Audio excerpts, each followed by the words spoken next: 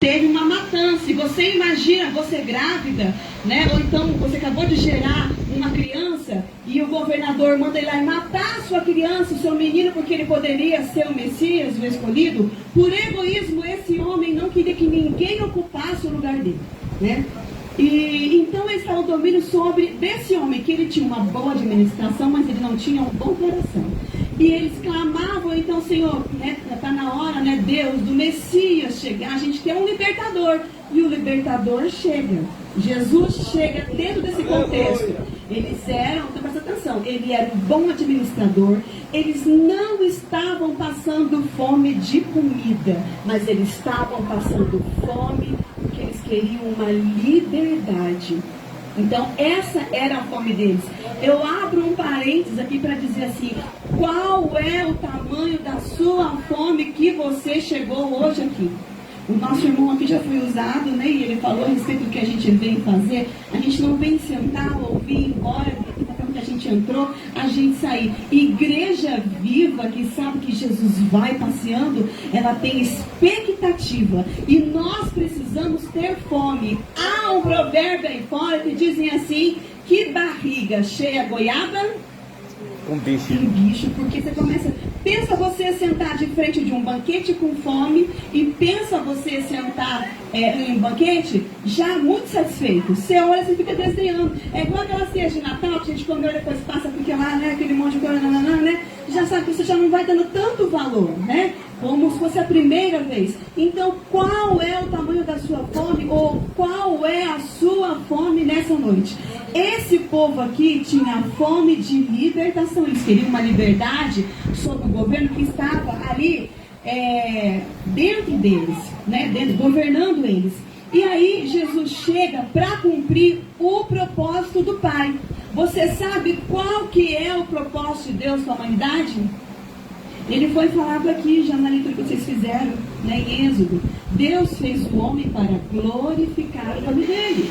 Então, antes de cargo, antes de casar, antes de se formar, antes de pensar em subir na vida, em outras coisas, nós fomos feitos para glorificar o Senhor. E nós não glorificamos ao Senhor só dentro da casa do Senhor. Podemos pegar o exemplo desse povo que glorificava o Senhor quando ia plantar. Fazia em nome de Deus. Ia colher, fazia em nome de Deus. Ia comer, fazia em nome de Deus. Então é importante que a nossa vida comece a refletir o céu lá fora, onde é que nós estivermos. Aleluia! É importante. É importante a gente, nem em coisas pequenas, não grande, porque grande todo mundo vê. Mas e a fidelidade a Deus nas pequenas coisas? Né? É importante. Jesus então ele veio para poder cumprir esse propósito de nós glorificarmos ao nome do Senhor. E muitas coisas passaram, ainda que Herodes fez um plano para destruir. Deus já sabia muito antes que iria fazer aquilo lá, dar uma direção, né, aos pais de Jesus. Eles vão para outra terra e não acontece o plano do homem, ainda que aquele governo fosse bom. Não era bom o suficiente para chegar à altura do nosso Deus. Você pode glorificar ao Senhor por isso? Aleluia. Independente, né, da circunstância que nós passarmos aqui, acima de todas elas estará o nosso Senhor no controle de todas as coisas. Aleluia. O Senhor tem o controle e Ele nos dá a direção quando a gente bate na porta e pede para Ele do pão.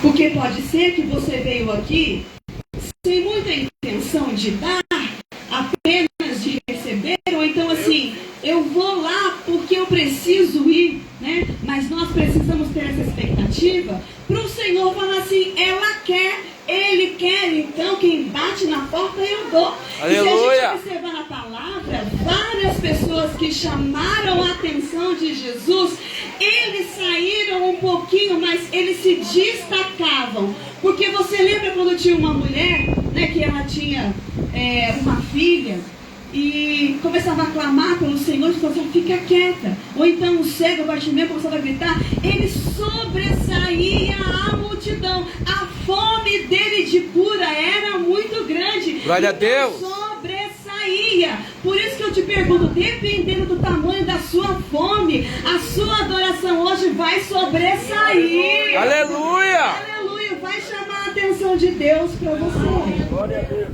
Jesus diz assim, que não era só de farinha, não era só de trabalho, não era só de qualquer outra coisa terrena que a gente ia viver. Mas é interessante que ele fala, não é só disso, mas ele não exclui, falando que nós não deveríamos ter. Ele complementa, não é só disso, mas primeiro o reino dos céus, né? E as demais coisas serão acrescentadas. E o que eu acho interessante é que quando Jesus ele vai se declarar pão, antes dele declarar pão, ele passa pela primeira tentação dele justamente para ele multiplicar, aliás, para ele transformar pedras em pães. Você lembra disso? Jesus então, antes de fazer, ele já estava se preparando, antes de fazer a obra, ele então fica lá, né, passa pelo batismo, depois ele é levado ao deserto, 40 dias, e no momento que a fome dele está mais alta, não foi no primeiro dia de jejum, não foi no segundo dia, no terceiro, mas já naquele momento em que a fome estava gritando, é aí que Satanás aparece, porque é um momento de vulnerabilidade. É o momento que a gente quer entregar o jejum, é o momento que a gente quer entregar as coisas, que começa a oprimir, né? A opressão bate um pouquinho mais forte, e a gente parece que escuta mais a voz do diabo do que a voz de Deus. E a gente, quando está no deserto, parece que a gente não vê muita coisa, né? E a gente fala assim, eu acho que eu fui abandonada aqui.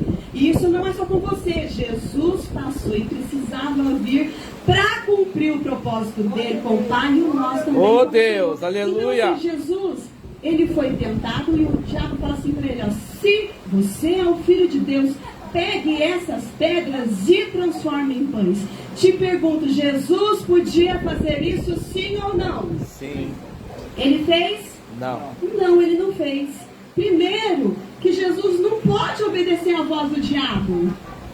Não dá para o diabo falar assim, ei, se você é filha de Deus, então faça isso. Se você é filho de Deus, não deixe que fale de você aquelas coisas. Vai lá e resolva e fale, né, para sua índole não ficar manchada. Mas o diabo, ele nunca vai falar a verdade, nem no nosso, aqui na nossa mente, no nosso coração, e nem em lugar algum. Quando ele diz assim a Jesus, se você é, ele lança uma dúvida. Se você é filha de Deus, por que você está errando? Se você é filho de Deus, por que você pensa isso? Então ele não quer que Jesus, a intenção dele é tão suja, ele não quer que Jesus transforme, ele não quer ver transformar aquelas pedras ali em pães para ele comer. Ele quer que Jesus tenha dúvida sobre a identidade dele. E a igreja dos últimos dias aqui nessa terra precisa ter a convicção de quem ela é. Aleluia! Você não pode ter Glória a dúvida Deus. da sua identidade. Você não pode ter dúvida que o sangue de Jesus te purifica de todo o pecado. E ele te chama para uma vida nova. Aleluia! Você não pode ter dúvida disso. E quando a gente tem dúvida disso, a gente fica no quarto abatido. A gente fala assim, talvez eu não vou participar mais de grupo de oração. Talvez eu não vou mais para a igreja. Talvez eu não vou mais cantar, não vou pregar, não vou fazer mais nada. Eu vou ficar em casa. Aí sabe o que acontece? O diabo vai lá no teu WhatsApp e manda mensagem que rouba a tua paz. Aí na hora que você desliga o WhatsApp, ele vai lá onde? Na mente, para roubar a tua paz também. Então não tem a guerra espiritual. Você entrou num campo onde existe uma guerra espiritual. Mas eu sei que Jesus veio para cumprir o propósito e ele já nos ligou com o Pai. Aleluia! Aleluia! Graças a Deus por isso. Jesus então, ele vence, né, essa batalha, essa tentação, porque ele sabia da identidade. E olha que interessante, antes dele ir para o deserto, ele foi batizado. Ele precisava ser batizado? Não, porque ele não tinha pecado. Mas ele cumpriu o protocolo para nos servir como exemplo. Ele não era, sabe, orgulhoso e falar assim, eu sou filho de Deus, eu não preciso disso. Mas não, ele sabia que a gente, essa carne aqui, ela se inclina muito, né, para as coisas ruins. Então ele fez, ele disse, ó, vem comigo, vai, segue, né? seja manso e humilde como eu sou. É a referência dele. Então, quando ele chama, né? Quando ele fala a respeito do batismo, quando ele vai se batizar, o céu se abre. Isso foi antes. E diz assim, né? Que quando depois que ele sai, ele viu, né?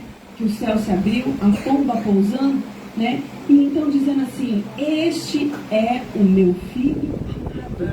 Então Deus já tinha falado antes. Preste atenção às coisas que Deus te fala antes. O nosso Pai, Ele é lindo. Ele avisa quando a prova está chegando. Glória a Deus. Ele avisa por sonho, pela palavra, pelo louvor, né? Por alguém, por uma criança, pelas obras do céu. Ele nos avisa a respeito do que o inimigo está tramando. Então, abriu-se o céu, Jesus ouviu a voz do Pai dizendo: este aí é meu filho que eu amo muito. Glória a Deus. E lá no deserto, logo depois, em seguida, ele é tentado para, né, ter dúvida se ele era ou não um filho de Deus.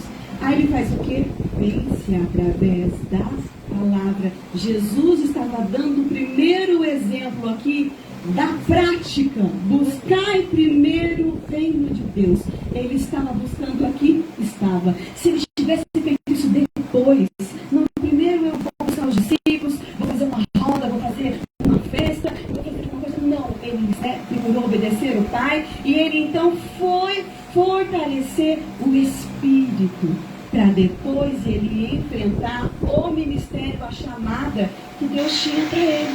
Então é importante a gente, né, se atentar. Eu vou até ter um parênteses aqui. Eu costumo falar com meu esposo, quando a gente vai em algum lugar, a gente tem uma palavra, ou até mesmo no nosso devocional, eu falo assim: essa palavra aqui não tem como não ser para a gente hoje. E eu chego lá em casa e faço uma anotaçãozinha, né? Ó, Deus já tal, do tal, falou isso. Esses dias eu estava perturbada. Desculpa falar essa palavra para vocês. Mas por quê? Opressão. Eu brinco com meu esposo que eu já aprendi a definir o que é, né, hormônio e o que é demônio. Porque as irmãs, né, tem hora que a gente dá umas osciladas. Eu já aprendi a discernir. E tem hora que às vezes me bate a dúvida, eu falo: o que é isso daqui? E a gente consegue através da oração. O que é isso? Eu disse perturbada, mas porque era opressão. E depois de uma oração, uma longa e sincera oração, a gente sente a libertação do Senhor. Então é importante, quando eu estava lá olhando, né, falando para vocês sobre a anotação, nesse momento de opressão, eu fiquei aqui, quando eu abri e me lembrei do que o Senhor disse, eu me alegrei, eu me regozijei, aleluia, me fortaleceu.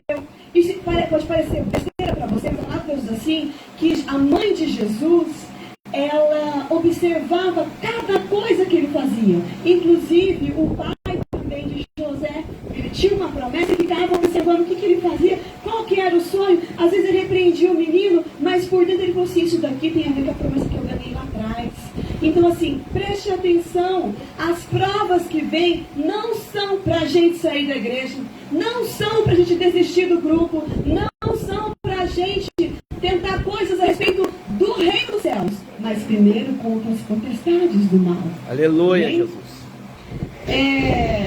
Vou chamar para Deus enquanto eu devo água. Aleluia. Depois então que Jesus ele é batizado, ele tem essa confirmação a respeito, né, da sua identidade, passa por esse momento de tentação também e passa-se com a filha, né? Aí o pai tinha falado para Jesus a respeito do amor que ele tinha com as pessoas, e Jesus ele não fez aquele momento, os pães, né, as pedras se transformarem em pães. Mas logo em seguida, não demorou muito, Jesus começa a dar o alimento espiritual para a multidão. E quando eu pensava nessa passagem, eu já ficava imaginando a respeito de quão quentinhas eram as palavras de Jesus, né, que vinha do céu para aquelas pessoas, porque elas estavam com fome, elas ficaram no dia todo ouvindo a respeito das coisas de Deus e não saíram dali. Até que os discípulos falaram assim, olha, o pessoal está com fome, está ficando, né, já tarde, não tem como despedir eles assim. E Jesus manda sentar e ele faz a multiplicação. Aí ele transforma, não a pedra, mas apenas, né, 5 pães e 2 peixinhos para uma multidão. Mas ele fez porque primeiro ele deu o alimento espiritual. Primeiro o espiritual. E depois veio. E interessante que quando ele transforma, sobeja. É isso que a gente está precisando entender, né? Talvez eu olho, né, de uma forma, os irmãos, como os irmãos falam, como os irmãos cantam, eu vejo algo, mas eu creio que é pelo Espírito Santo, nós estamos precisando buscar a Deus de uma forma, ou numa quantidade, né, ou então pedir ao Senhor uma fome maior, para que a gente, o Senhor nos dê para sobejar, não só para aquele momento. Amém? Então Jesus, ele faz essa multiplicação ali com aquelas pessoas, e ele dizendo assim que não era, né, só um alimento físico, mas agora também a presença de Deus. Sabe o que eu acho interessante? Que quando Jesus faz isso, ele não fez um banquete antes. Ele não falou assim, vamos fazer um banquete para chamar a atenção da comunidade, para elas virem aqui, e a gente, depois disso, a gente pega a palavra de Deus para eles. Sabe por que ele não fez isso? Porque a presença de Deus estava com ele. Quando nós ou a igreja estivermos transbordando da presença de Deus, as pessoas vão querer vir. As pessoas vão querer até te ouvir um pouquinho mais. É Deus. Quando a presença de Deus transbordar. E aqui então Jesus, ele vai falando a respeito da prioridade, das declarações sobre o sustento que Deus dá para o povo. Mas depois diz a palavra de Deus em João 6, que algumas pessoas, quando Jesus, ele fala sobre que ele é o pão da vida, João 6, 24 diz assim, que a multidão já tinha se alimentado de Jesus, né, das palavras dele. E aí de repente eles começam a olhar o barquinho e falar assim, Jesus, ele vai sair aqui, ele, ó, vamos contar, ele e os discípulos, né, dá para eles certinho irem. E aí eles observam que Jesus não entra, só os discípulos vão. Aí eles dão um jeito, ficam desesperados, e eles saem ao encontro, eles vão procurar onde é que ele estava. Se Jesus não estava distribuindo pão, né, o que era isso então? E ele vai dizer assim, ele mesmo testifica, ele fala assim, olha, na verdade, vocês estão me buscando não pelos sinais que vocês estão vendo, mas porque vocês comeram do pão e vos saciaram. Aleluia! Irmão, quanto do pão você tem comido durante o seu dia? Porque Jesus vai falar assim, olha, trabalhai não pela comida que perece, mas pela comida que permanece para a vida eterna. Aleluia! Quanto, eu digo assim, o quanto que você dá, que você sente assim com fome, que você fala assim, eu vou me alimentar da palavra, o restinho que sobrou do meu dia. Senhor, muito obrigada por tudo, e assim, ou você está em busca de sobejar. Para sobejar, a gente tem que dar um tempo de qualidade. É Deus. E assim, eu acho lindo que o pastor testificou a respeito da união da igreja. Nós chegamos recentemente do litoral do Paraná, e eu fui visitar uma igreja, uma terça-feira, né, terça-feira agora, e na hora dos visitantes, toda a igreja se levantou e veio assim, sabe? E às vezes a gente tem, né, quem vai cumprimentar a gente, saudar e tal. E assim, eu senti uma comunhão tão grande na hora que eles começaram a saudar, que você percebia uma singeleza de coração, que o Espírito Santo falou assim, vai ser assim no céu.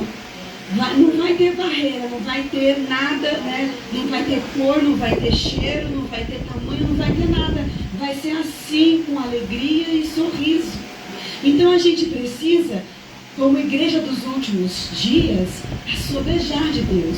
Essa palavra que, né, o Espírito Santo colocou no coração é a respeito da gente não só comer para a gente sobreviver. Está na hora da igreja se alimentar a ponto de sobejar e levar para a sua casa e o seu vizinho querer comer daquilo que tem lá na sua casa. É Deus. De alimento espiritual. E por que não você também dividir, né? Deus vai multiplicar os teus celeiros e assim você poder abençoar outras pessoas. E para finalizar, eu vejo aqui Jesus também, no último momento que ele, da palavra, que você colocou no meu coração, existia uma mulher, ela tinha muita fome. Ela não pertencia ao povo de Israel, era uma mulher cananeia. Diz assim que ela ouviu falar de Jesus, que ele estava num lugar, ele foi em secreto, naquele lugar, não que as pessoas soubessem, mas você acha mesmo uma pessoa tão popular como Jesus e não ficar sabendo que ele estava ali? E então as pessoas, divulgaram que uma mulher foi e ela tinha uma fome. A fome dela era que a sua filha fosse liberta. A filha dela estava totalmente endemoniada. A filha dela possivelmente já passou por alguns médicos e eles não identificaram, talvez algum sacerdote, porque eles liam a palavra, você acha, isso daqui é possessão, isso daí é espiritual. O médico material não tem solução. Ela, desesperada, ela vai para Jesus e fala: olha, eu preciso do pão que o Senhor tem. Só o Senhor tem desse pão. E ele fala assim: mas eu não posso, dar. Jesus falou, diz assim, estrategicamente, eu não posso tirar daqui dos filhos, dar para o cachorrinho, mas para medir a fé dela. E ela então, tem uma estratégia. A fome dela é tão grande. De repente fosse conosco, quando eu li a primeira essa palavra, eu falei assim: gente, mas por que ele falou tão grosseiro com a palavra daquele jeito? A primeira vez que eu li, eu confesso para você, eu acho que se fosse assim, eu baixaria a cabeça e falaria: eu sei que eu digo até agora, imagina que eu não mas Jesus estava cristão na família. Porque ele sabia, ele já sabia que ela tinha assim: olha, até a culinária, aquela ideia de pão que o Senhor tem, se o Senhor me dá, eu sei que é o meu problema. E ele então fala assim: olha, encontrei fé. Então a filha dele é curada. E o que eu acho interessante, Jesus não dá só para aquela mulher a libertação daquela filha. Ele dá o quê? Paz. Você imagina, enquanto mulher, tendo uma filha endemoniada em casa todos os dias? Ou alguém? Você consegue imaginar isso? Alguém que consegue? Então aquela mulher não trouxe só para a filha dela, mas toda a casa dela foi abençoada pela libertação que teve na vida. Então nunca é só para um propósito. O sobejar de Deus nunca é só para uma coisa. Você de repente está pedindo algo para o Senhor, a sua fome é de algo, mas pense que o Senhor, ele abençoa quem pensa para poder também abençoar outras pessoas. Aleluia! Não é só para si. Você conhece algum coração bondoso assim? De alguma pessoa que fala assim: se Deus me der, eu vou ajudar o fulano, vou ajudar o ciclano, Ele não pensa só nele. E aí, para finalizar, meus irmãos, no começo eu disse assim, que Jesus, ele estava dentro de um contexto que as pessoas tinham fome. E eles rejeitaram, o Filho de Deus. Foram poucas as pessoas que se alimentaram para poder ganhar o pão da vida eterna. E aí, Deus quer que a gente deseje mais.